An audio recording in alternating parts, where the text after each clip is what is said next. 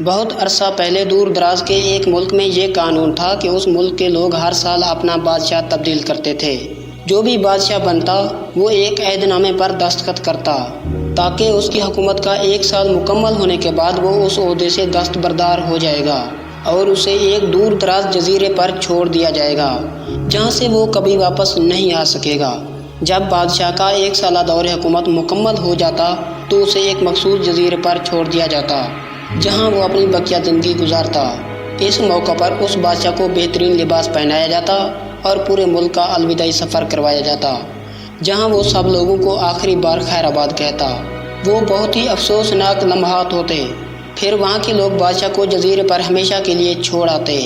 ایک مرتبہ لوگ اپنے پرانے بادشاہ کو جزیرے پر چھوڑ کر واپس آ رہے تھے کہ انہوں نے ایک ایسا سمندری جہاز دیکھا جو کچھ دیر پہلے ہی تباہ ہوا تھا اور ایک نوجوان شخص نے خود کو بچانے کے لیے لکڑی کے ایک تختے کا سہارا لے رکھا تھا چونکہ ان لوگوں کو ایک نئے بادشاہ کی تلاش تھی۔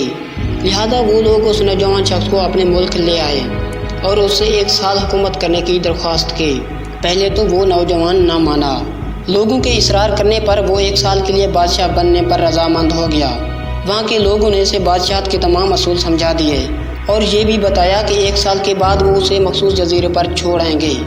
بادشاہت کے تیسرے دن ہی اس نوجوان بادشاہ نے اپنے وزیر سے کہا، مجھے وہ جگہ دکھائی جائے جہاں گزشتہ تمام بادشاہوں کو بھیجا گیا۔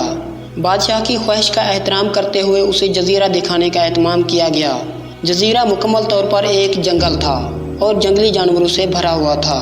بادشاہ جائزہ لینے کے لیے تھوڑا سا اندر گیا اور وہاں پچھلے تمام بادشاہوں کے ڈھانچے پڑے نظر آئے۔ وہ سمجھ گیا بہت جلد اس کا بھی یہی حال ہوگا اور جنگلی جانور اس کو چیر پھاڑ کر کھا جائیں گے۔ ملک واپس پہنچ کر بادشاہ نے مزدوروں کو اکٹھا کیا، ان سب کو جزیرے پر لے گیا اور حکم دیا کہ اس جنگل کو 1 ماہ میں مکمل طور پر صاف کر دیا جائے، تمام خطرناک جانوروں کو مار دیا جائے اور سب فالتو درخت کاٹ دیے جائیں۔ وہ ہر ماہ خود جزیرے کا دورہ کرتا اور کام کی نگرانی بھی کرتا۔ تمام خطرناک جانوروں کو مار دیا گیا اور سب فالتو درختوں کو بھی کاٹ دیا گیا۔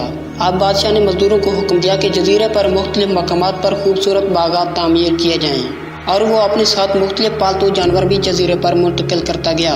اس کے بعد بادشاہ نے حکم دیا کہ اس جزیرے پر ایک شاندار گھر تعمیر کریں۔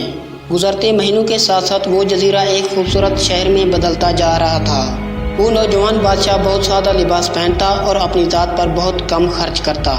بالآخر بادشاہت کا 1 سال مکمل ہو گیا۔ حسب روایت وہاں کے لوگوں نے اپنے بادشاہ کو شاندار لباس پہنایا اور ہاتھی پر بٹھایا تاکہ رعایا کو خیر آباد کہہ سکے۔ بادشاہ اپنی الوداعی تقریب پر بہت خوش تھا۔ لوگوں نے پوچھا، اس موقع پر تمام بادشاہ روتے تھے لیکن آپ ہنس رہے ہیں، آپ کے اس قدر خوش ہونے کی کیا وجہ ہے؟ اس نوجوان بادشاہ نے جواب دیا، جس وقت تمام بادشاہ محل کی رنگینیوں میں کھوئے ہوئے تھے، میں اس وقت اپنے مستقبل کے بارے میں سوچتا تھا اور میں اس کے لیے لائحہ عمل تیار کرتا تھا۔ میں نے اب اس جزیرے کو ایک ایسی خوبصورت قیام گاہ میں تبدیل کر دیا ہے جہاں میں اب اپنی باقی زندگی نہایت ہی آرام و سکون سے گزار سکوں گا۔